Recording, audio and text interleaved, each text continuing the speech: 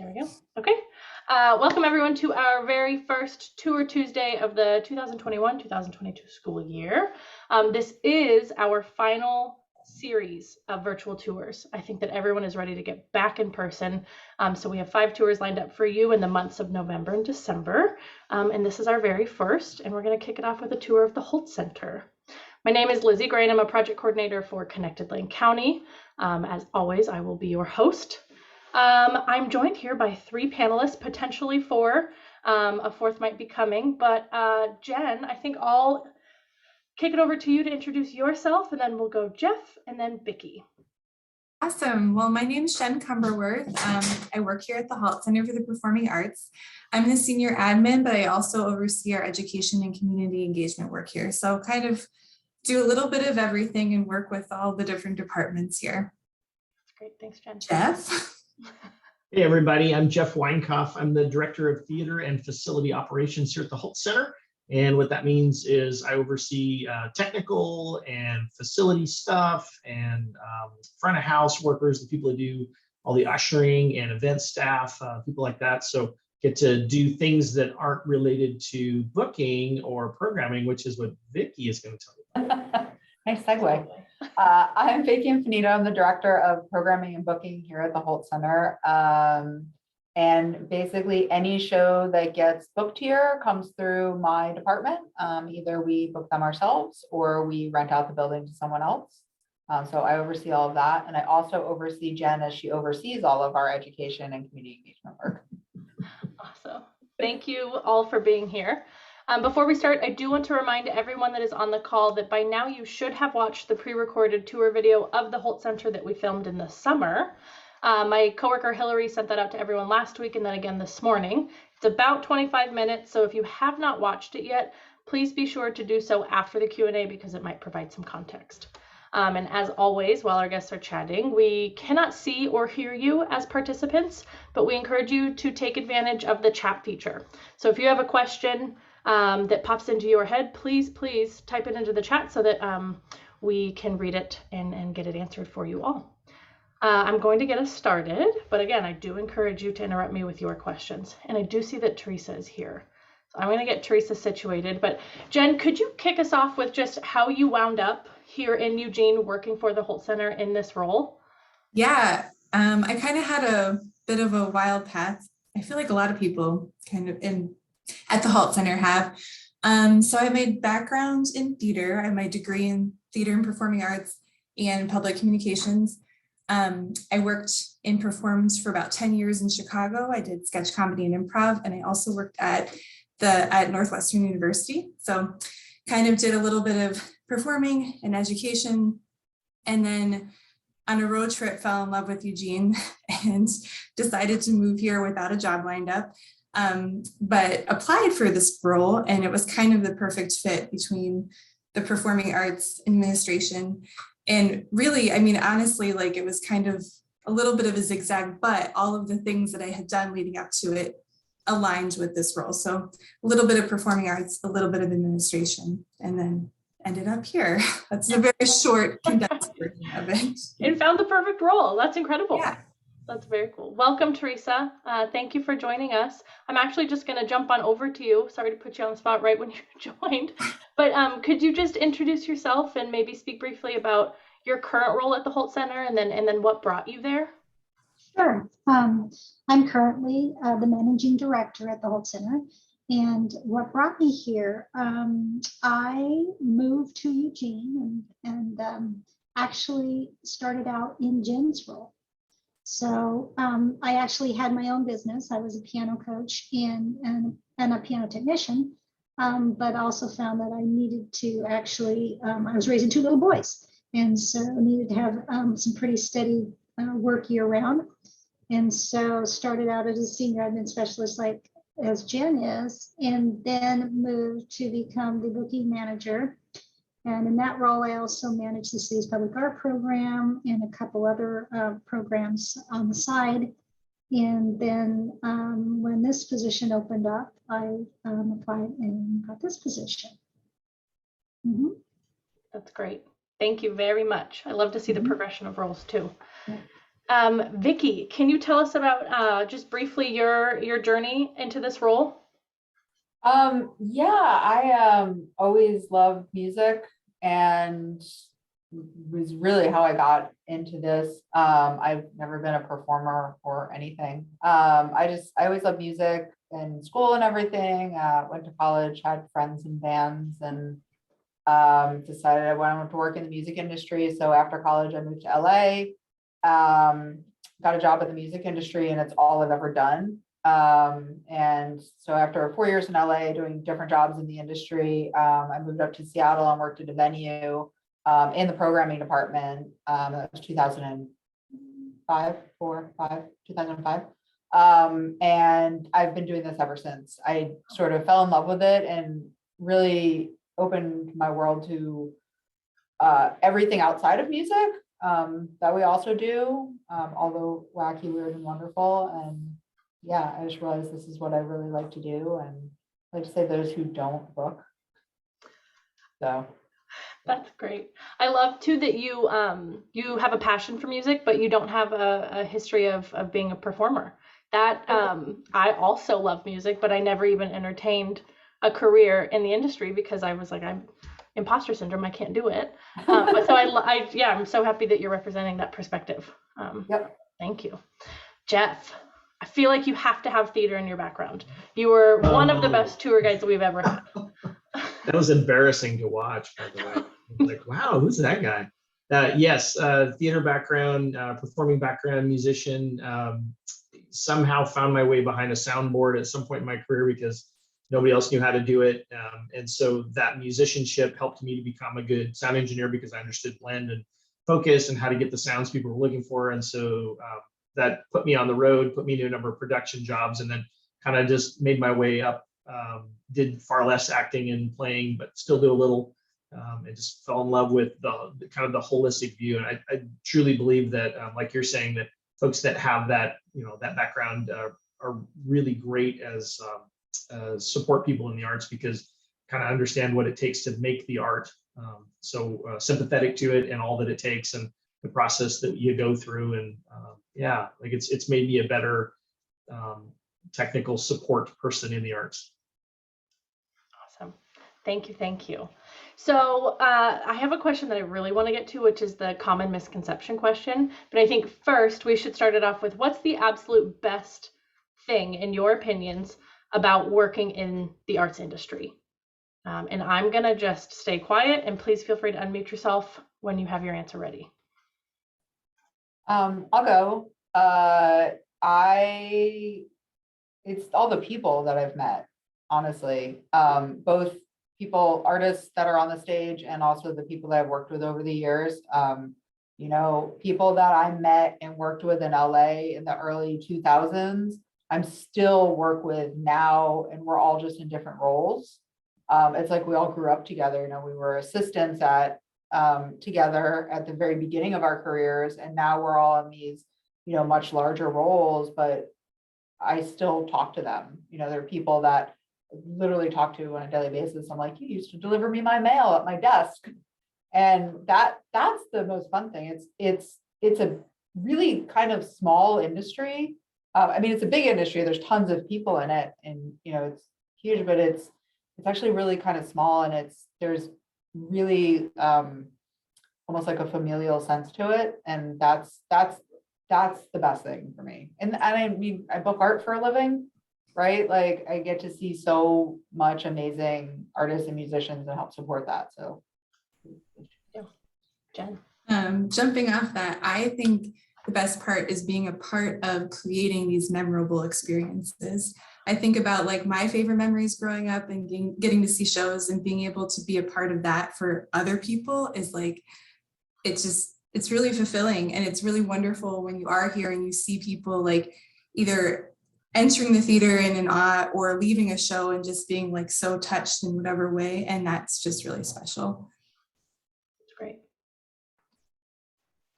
I always say that we don't necessarily save lives, but we definitely change them.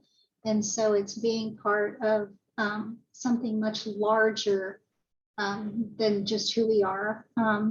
on the other side of that is the people that you work with, as Vicki said, and people that work in the industry are a different bird. And I never say die bird. I always want to say, what a bunch of goonies. I don't know. But it's a different way that they orient themselves to the work.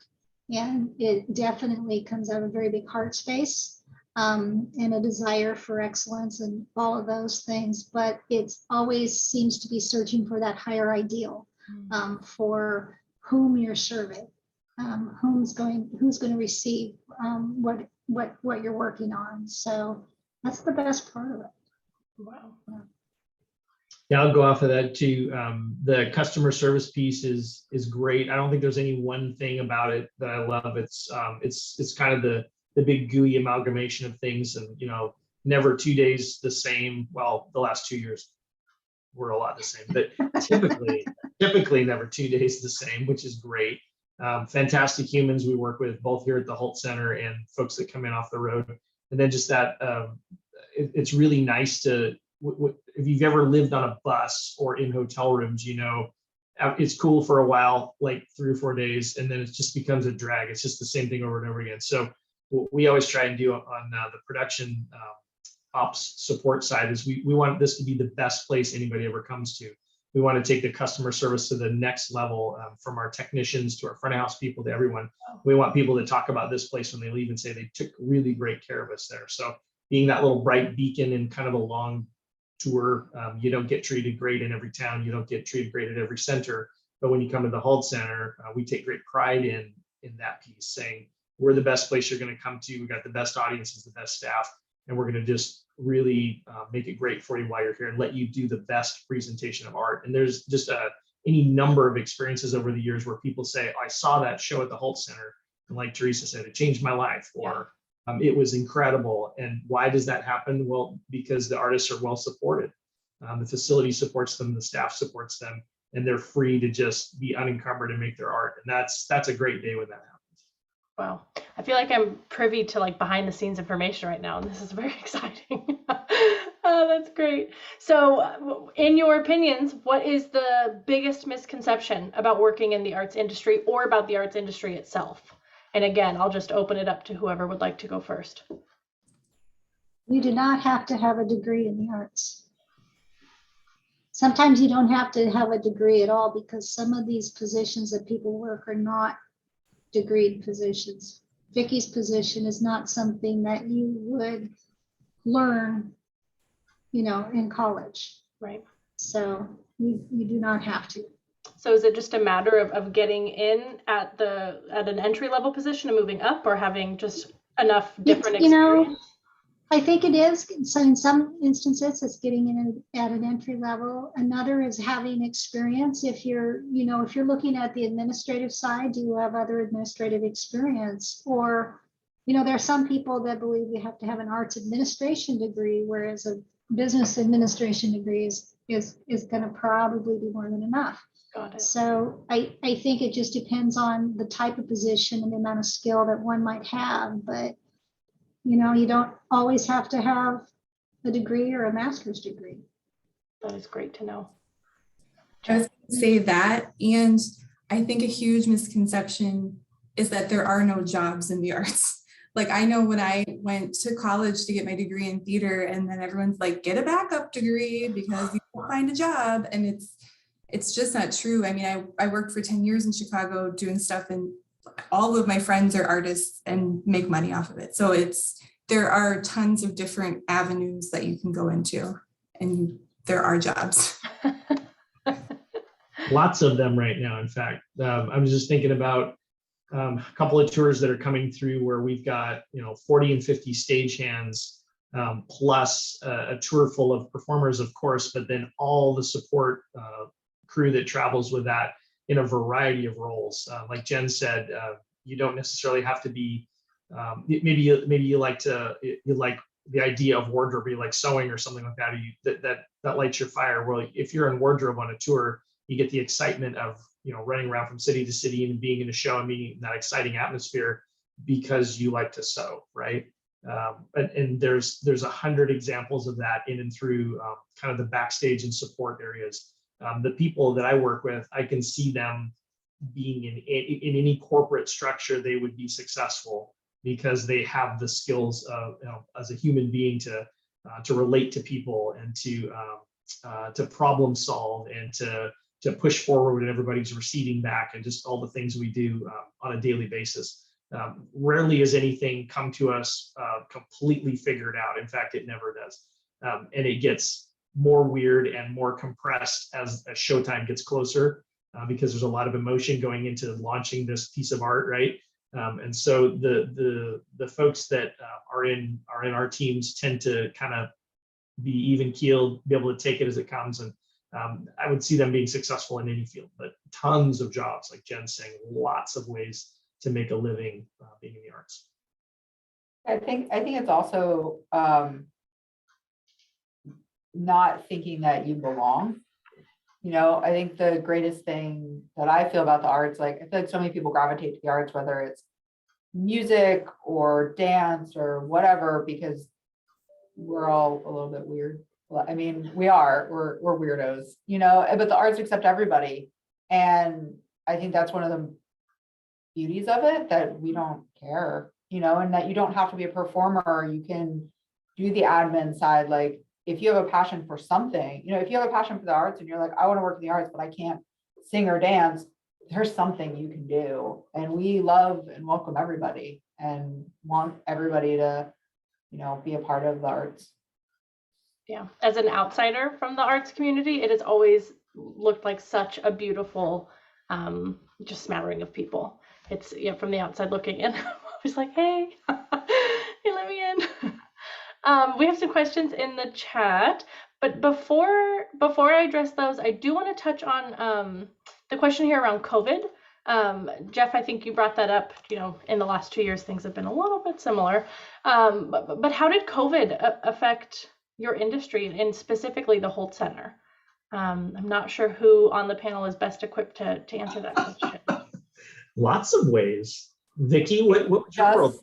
Well, I mean, it just stopped, right? It was March, what was it? Friday, March 13th was the day that Friday the 13th. Sure. Yeah, was the day that everything stopped. And for 2 weeks, and for a good 3-4 plus months, my department, myself and my coordinator, we spent moving shows.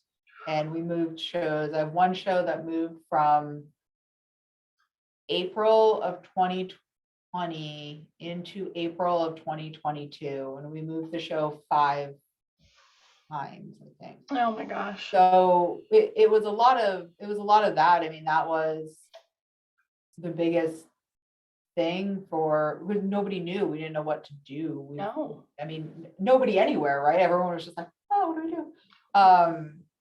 And now I would say the biggest thing is and then during COVID, it was how can we do things with I have a stack about this big of regulations, COVID regulations sitting on my floor that I'm waiting to burn in my fireplace. And I, was trying to figure out what can we do? How can we do things? Is there something we can do? I mean, to the point where Jeff and I measured out a mini golf course. We did shows outside in a parking lot. It was just trying to figure out, can we do something? To fast forward to now where we're reopening, but things are different, right? The state of Oregon has a mask mandate and people have to be either fully vaccinated or have a negative COVID test 48 hours before coming in. And so it's changed how our industry, does things a little bit. You throw it's just this added layer onto everything. We have all the normal stuff that we do, and then this added layer that is, onto that. We were really lucky here at the Hult Center. We remained all employed. As far as the industry as a whole, it was devastating. Fortunately, there was a grant. Congress passed a really large package to help the industry because so many people are gig workers and don't have you know, for at first couldn't get unemployment, and it was really, really devastating. You know, I watched as probably 90 to 95% of the people I knew in the industry either got laid off or furloughed to some extent. And it was really hard to watch because these are people that, you know, most people don't get into these jobs. You get into these jobs because there is a passion to it. You don't get into it because you're like, I'm gonna make millions of dollars. Like, go work at a bank or be finance something. If that is your goal in life, that's don't start in the arts. But if you have a passion for it, you know, people have a real passion for it. It's what they've done. And so watching that happen, you know, to like people on the cruise side, artists, the whole agents, managers, everybody, it was hard. And now it's going to take us time. It's going to take the whole industry time to like really fully recover from it. Yeah. You were talking about how you email somebody and they just didn't exist anymore. I mean, we Yeah. were trying to move shows. We just kept going, well, we're going to come back. We're going to come back. What are we going to do? And Wow. Vicky's the other going, I don't have contact information for these people anymore. They've just disappeared. Yeah. So That's so, I mean, not to use a word to minimize anything, but it's spooky. And Yeah. you know, right, like you said, like right when this all happened and we shut down, I think everyone was concerned at the idea of a 30-day shutdown. And now here we Right. are. And so, Yeah. I can't imagine Yeah. all of the changes. I think for us too at the center is not only what we do, but also how we're home to many organizations and what they do and how they employ people. And so taking care of our relationships with other organizations was really important, in doing anything we could to help them reach out and do what they needed to do was also really important. And, you know, realizing that we are one big ecosystem here, and taking care of that ecosystem until we can finally take off the masks and return to whatever the new normal will be. We don't know, but realizing that, you know, there's no Hult success without our community success. And so a lot of that. Yeah, we went through, I mean, we just never, for the longest time, I never thought we would stop. We kept trying to figure out, I mean, Vicky and I and Theresa, of course, became experts in all of the policies. We could quote chapter and verse on so many things. And when some little line would change in some place, we'd be like tearing it apart going, okay, what does this mean to us now? Because, you know, we were distanced, we were masked, and okay, how do we make that work? And there's a reality that you have to, for an arts organization to put a show in here, they have to make a certain amount of money. So under distance seating, there were times where it just didn't make sense. We could have put a show on, Right. but it just didn't make sense for the presenter. They were like, we're gonna make enough money. But then streaming came in, and we were, you know, we got this awesome gear, and we're able to stream it out. Okay, that's a new thing. And you know, how do we look at? We just kept looking at it asymmetrically. How can we do this? How can we look at it differently? And that's that piece that's really valuable. Being creative people, we go, okay, well, here's the rules. How can we do this inside the rules? And what, not how do we get around them, but how do we Right. take this enhanced world and do something great, or how do we fit what we're trying to do into this world? And so we did a lot of that over 18 months, just constantly, you know, like Vicky's laughing and saying we put together a golf course, because we were thinking, well, maybe people would want to play putt-putt. We don't know. You know, what do you think? You know, so going through that all the time. One of the silver lining things that came out of it too is this is a building that's going to be 40 years old next year. It doesn't sound that old, and it's not. But you know, if it were, if 40 were old, let's just say it was. Yeah, if 40 were old, right? Don't say it too loud. The diva will hear. Our whole point of this place, Vicky's job, is to keep this place booked as many days in a row as possible. It's like television or radio time. It's here for a while and it's gone.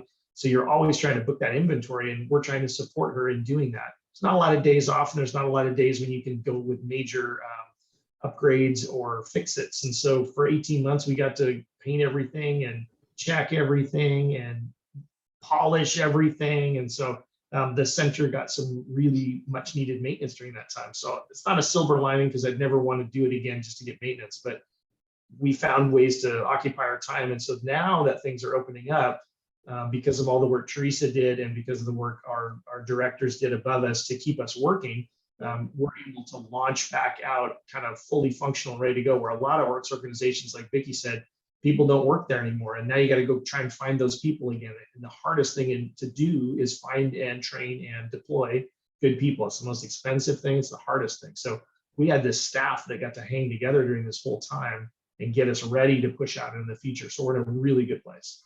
Wow. Yeah, and I would say another silver lining being that you did not have to lay any staff off, and that you got to keep it. No, because we're part of City of Eugene and owned and managed, we had actually the city support to be able to keep our staff, which was important. We missed our event staff and volunteers because we didn't have events. But the beautiful thing about that is so many of them returned, and we were actually able to build a new volunteer program and expand that and expand on our numbers. So, which is not a lot of organizations are having trouble even getting the event staff back. So we're really fortunate here. Yeah, and I feel like that speaks to the organization that you run, that folks want to come back and they're eager to come back. All right, we have a couple questions in the chat. And I think I will direct this to Theresa, because you did start at Jen's position and you have grown. But Bree asks, what does professional growth look like at the Hult Center or similar places? So professional growth depends. It depends on two things. It depends on the individual that wants to grow, and it depends on the organization and the opportunities. And so here at the Hult Center, one of the first things we do is when we look at an opportunity that we have, is there somebody on staff that can fulfill that or wants to change or wants to grow? So it's the first thought we have. You always want to develop from within because you're just building that base more solid and lighter. So, you know, for me, starting out, I started out as a senior admin.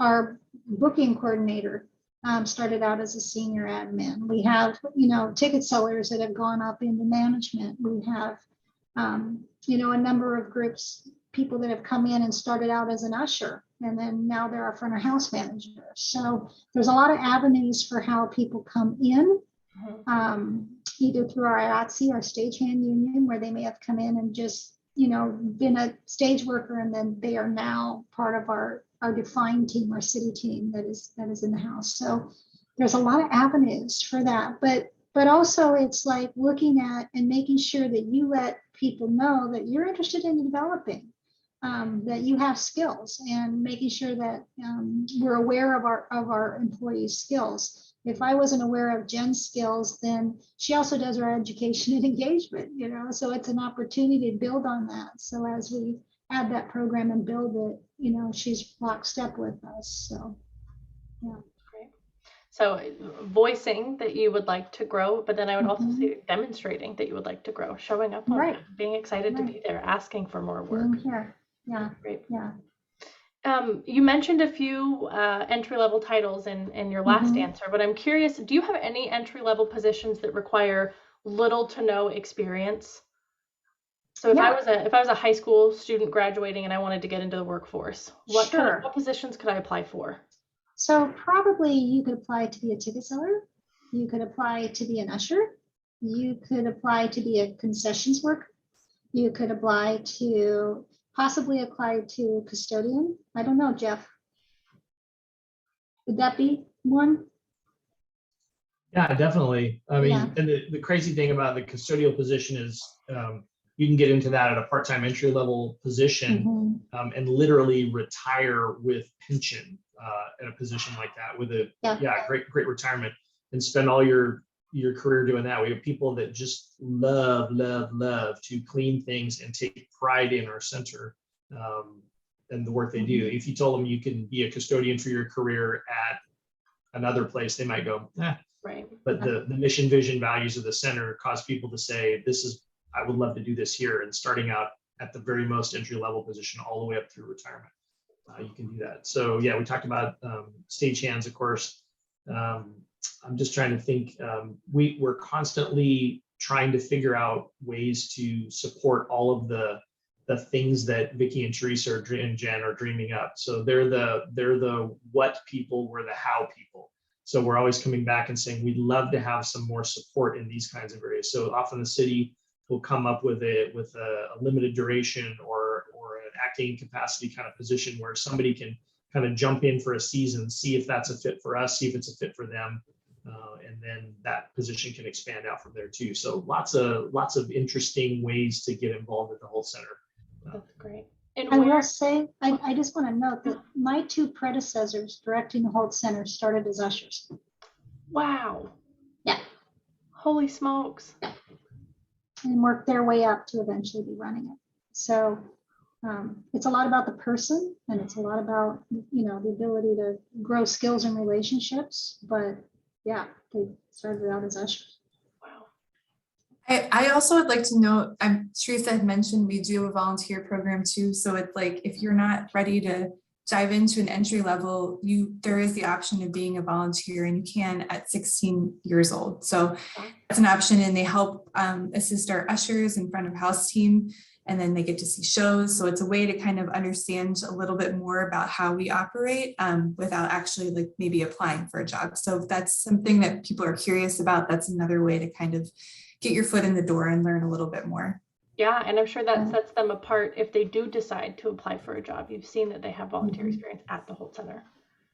Right. And another piece that's maybe different from another center that might be a nonprofit center, as we're part of the city government, there's not just us, there's a whole city and organization that a person may choose to grow into if they don't, you know, they don't stay in the arts, but we've had individuals do that. You know, we have one of our staff members just move on to the library. So yeah, there's different city departments and such too. So that's kind of anomaly for us because there's not a lot of city-owned and managed venues. So as employees of the city, do you also have, you know, city benefits, PERS? Yeah. Wow, that's great. That's really great. Yeah. So where, if I was a student, where would I look, A, for the volunteer opportunities at the Hult Center, and then B, for job openings? It's all on our website. I think it's under the About Us section. Okay. And then there's info about, education, and then there's also info about job openings.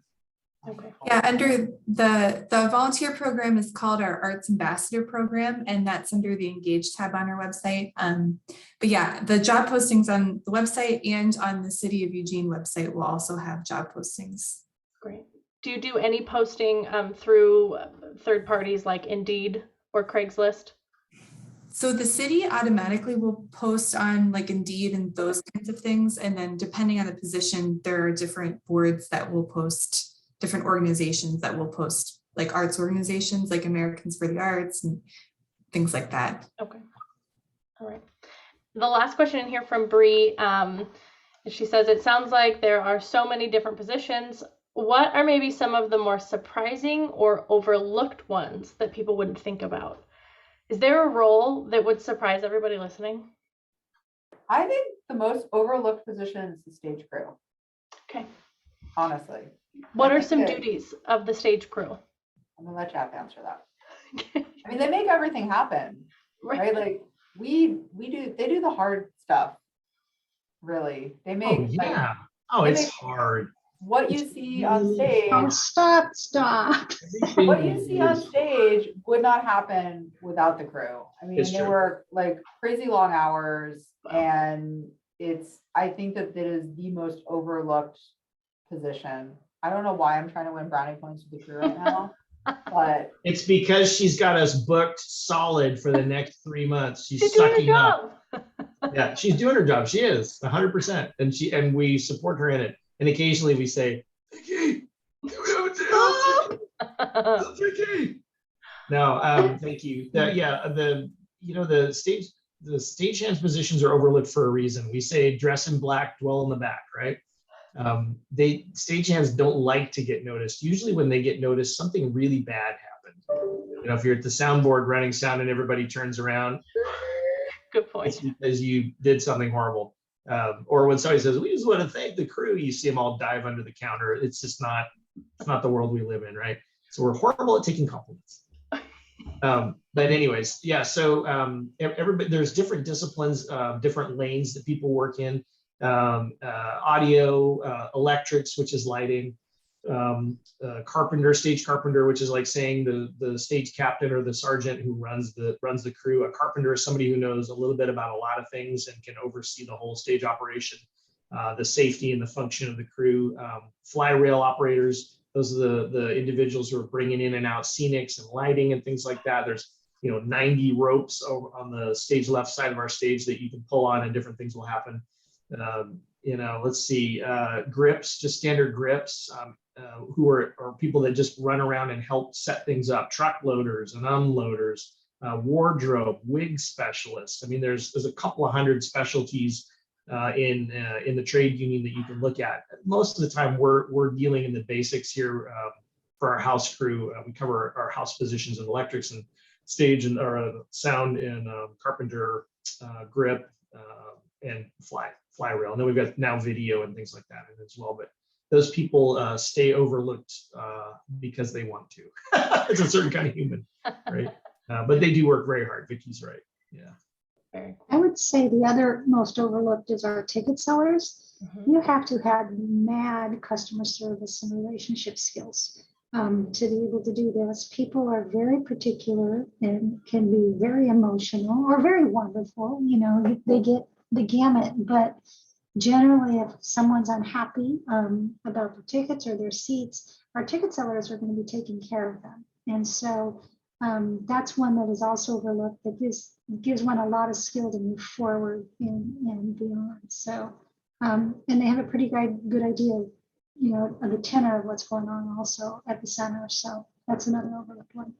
Yeah, box office is definitely the canary in the coal mine. You know how things are going when you start talking to our box office staff.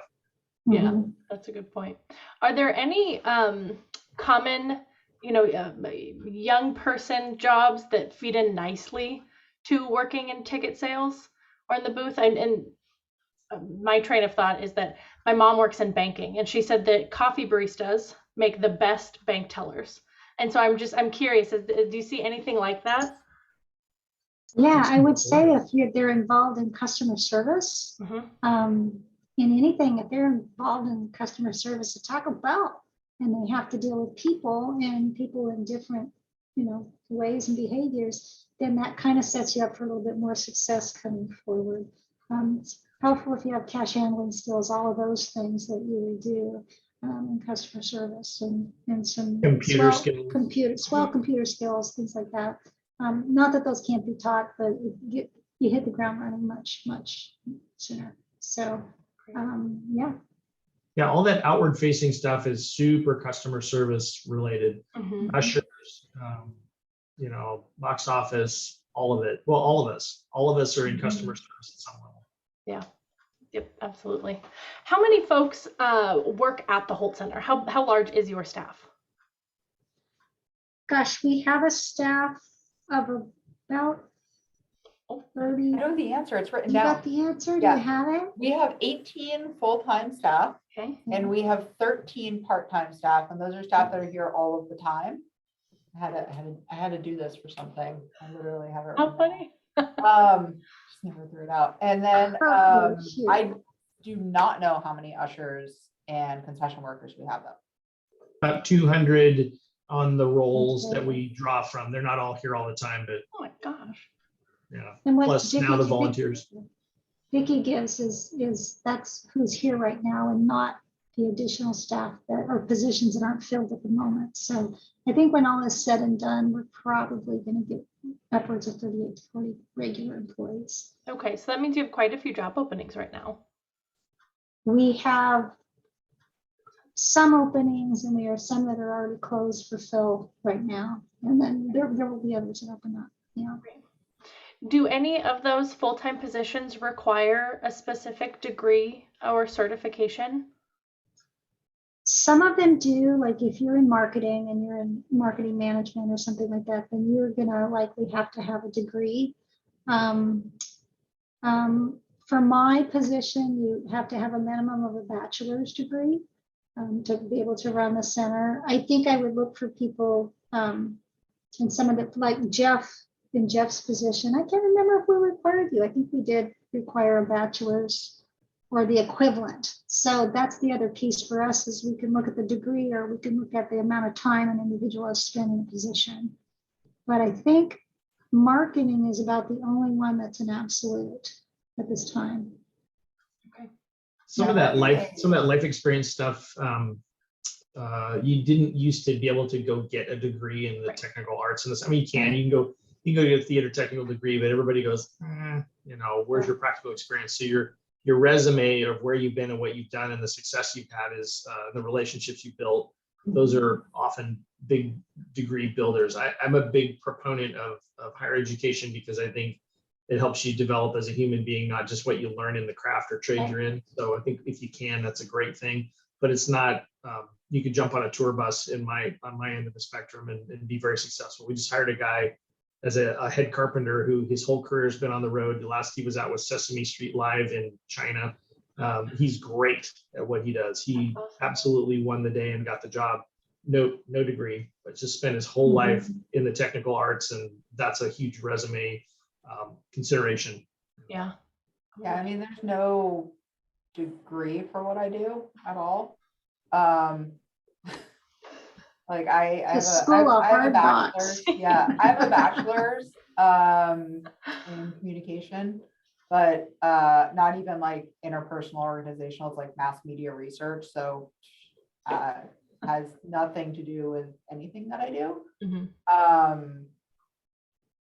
I would agree that I think I would say that, like, for my position, any sort of business would be way better than a communication degree.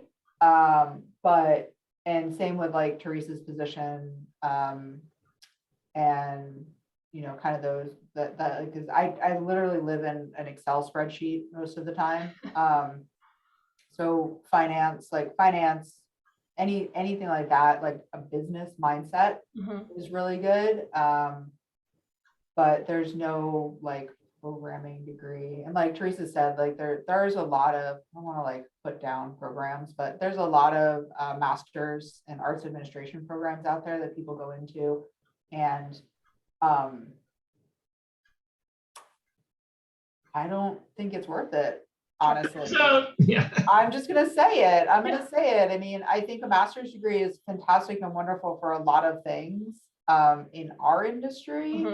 I think that knowledge that you gain from the experience of working in the industry is way better than what you're going to learn in a master's program. I do agree. I think that you're getting up into like on the administrative side, I think that, a bachelor's is helpful. I think like Jess said, you can, be on the road and kind of learn that side of things without it and really learn stuff, right, and then end up in roles here. So I appreciate the honesty. Yeah, I think it helps to be curious. I mean, honestly, there's certain ideals that the city has when they hire people. They're looking for a certain kind of human being to work in the city of Eugene, and there's a concept called now and later. How does what I'm doing or planning affect what's going on now? How does it affect what's coming down the road? Future thinking kind of stuff like that. So creative thinkers, curious thinkers, problem solvers, people that are looking beyond the question that's being asked to the heart of the question. Just kind of that sort of stuff makes great arts people, because so much of the time, again, somebody brings us the what, I want to come in on a jetpack, and you say, well, and you're in your mind, a linear thinker or a person who's in tech usually goes, no, that won't work because you'll burn everybody's hair as you fly over the crowd and so on and so forth. But a creative thinker says, okay, this person wants to make a statement as they enter the hall, and what they really want to do is fly over the crowd, and they've used jetpack as a word to describe that. What can I do to help them achieve their goals? So, it's a silly example, but that kind of thing plays out day after day after day in every single department of this place. People are always trying to just remove the barriers to the art happening, and how can we make it happen for our resident companies and our presenters as they come here. And they come with all kinds of different challenges and problems. It's people. People are people. So we like creative problem solving people. That's so articulate. You broke that down so nicely. Thank you. I am going to ask just one final question before we wrap up here. What could students be doing right now while in high school? And Jeff, you just listed just a bunch of characteristics that you all look for and the city looks for when they hire.